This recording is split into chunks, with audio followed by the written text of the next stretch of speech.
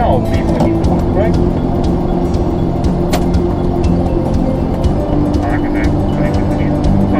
Progressive traffic to 6.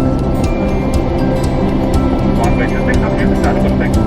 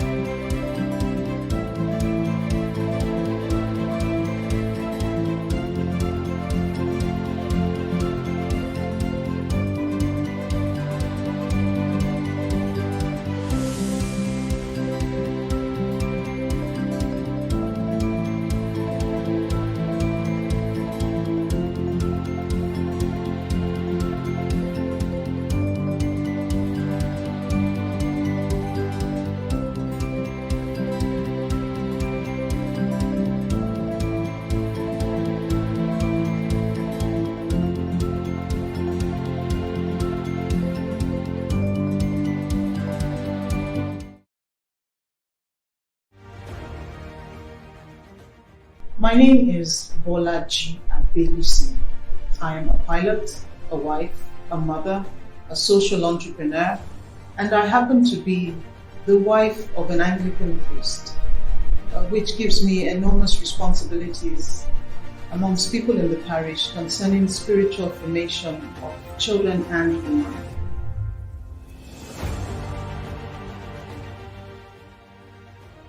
Becoming a pilot was a childhood fantasy first and then a dream. Initially, I thought every aircraft that went into the skies, into the clouds, got to see God. So I was intrigued with that and I wanted to see God. Later, I learned otherwise. However, I was exposed to aerodynamics at a young age, very early age. I had a couple of uncles who were Air Force pilots, and so I had access to Air Force jets and the air side, and that spurred the dream to become a pilot.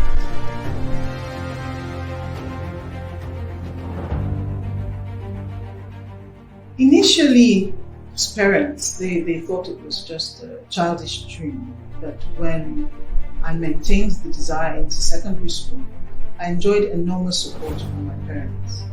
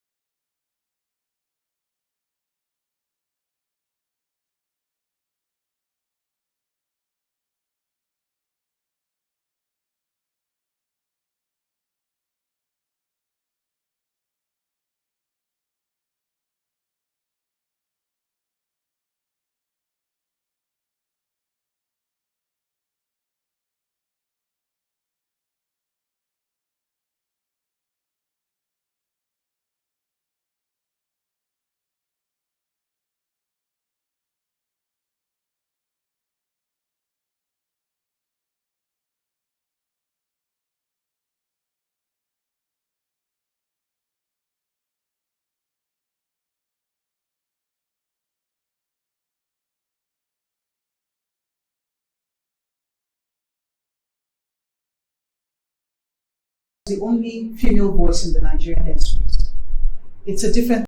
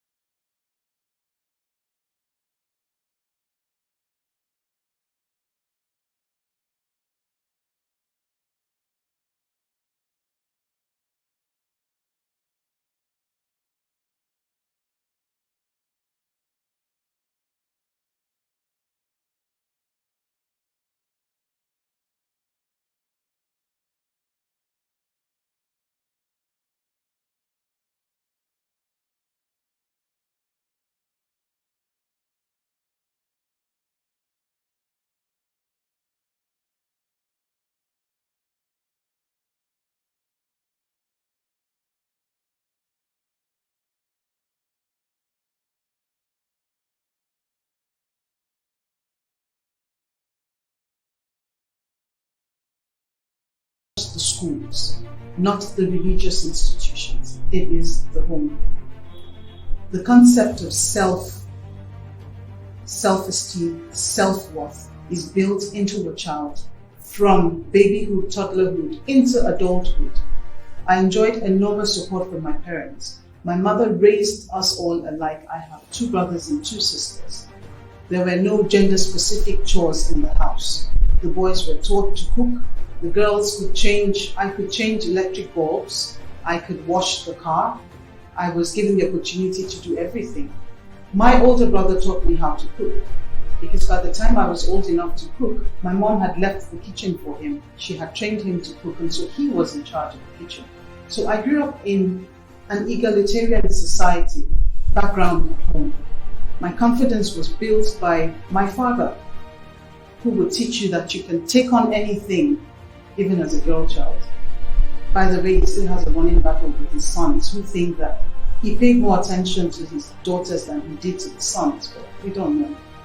It's still an argument. Someone will win someday. But yes, he paid a lot of attention. So the girl child has self-concept, self-worth, self-esteem starts from the home. Fathers and mothers need to change the concept of how they view the girl child. She is human. She is capable of doing whatsoever she wants to do if she has the talent to do so. The gender should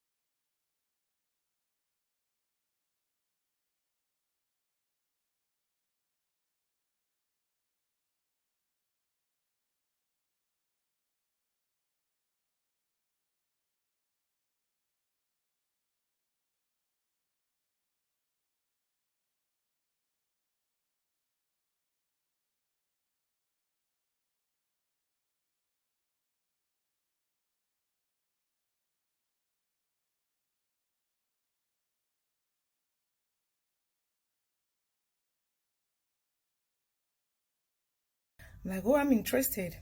So that's how I went in with her, and then took the required exams.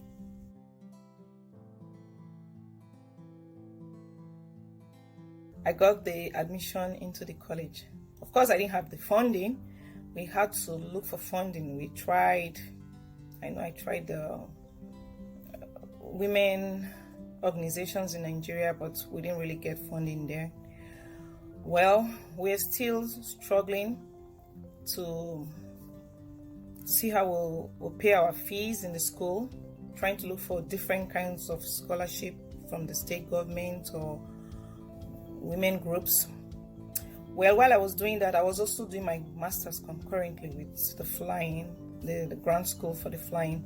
So we did the grant school, and then we didn't have airplanes. We were there for about 3 years, and we did all the various grant school, the PPL, the CPL.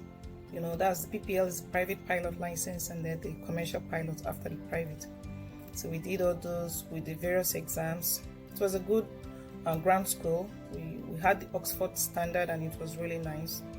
But we didn't have aircrafts. So we were the famous group, SP22. We were the ones that went to the National Assembly in Abuja and went on hunger strike. We were there at Eagle Square, and we said we're not going to eat until they give us planes to fly. Well, long story short, the federal government came to our aid, and they got us brand new aircrafts, and we also got scholarship to do the course. So that's how we were able to fund the course.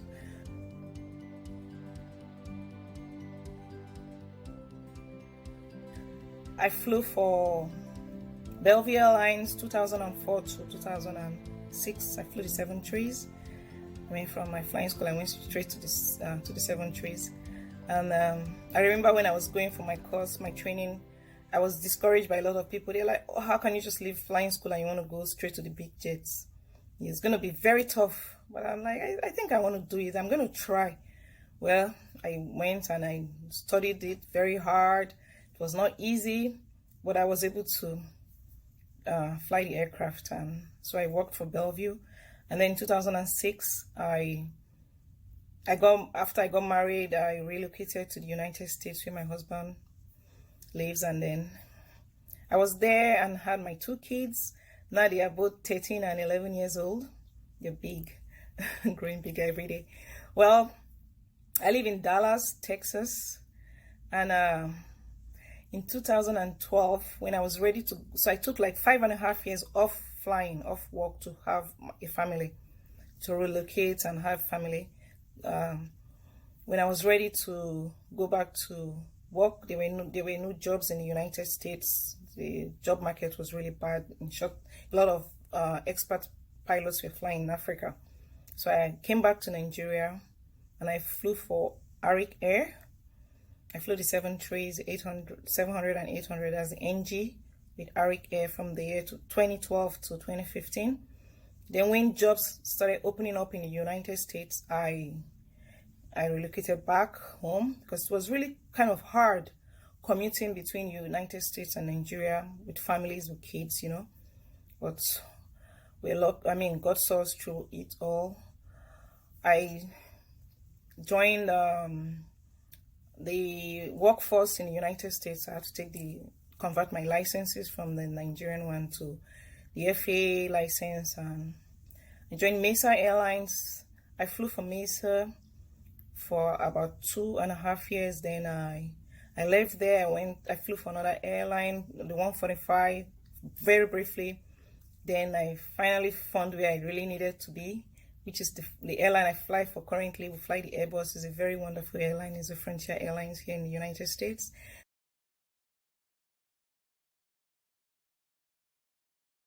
I want to encourage you ladies, young ladies, that are thinking about going into flying, and maybe you're skeptical or you're scared of it. Don't be afraid. It's going to be fine. It's a journey that you have to take one step at a time. It's like a ladder. You climb one step at a time. You first go for your PPL, your ground school, your PPL, then your CPL. You keep going nights and your, multi-engines, and then you get your ATP. that's your, you just have to follow the steps. It's the process. Trust the process and follow the process, and know that you can do it. If you really set your mind on doing something, you can do it. Don't think about the years. Don't tell yourself that it's oh, it's going to take so much years. You know what? Those years will still come and go, and you have not achieved that you really wanted to do. So I enjoin you today to please don't give up.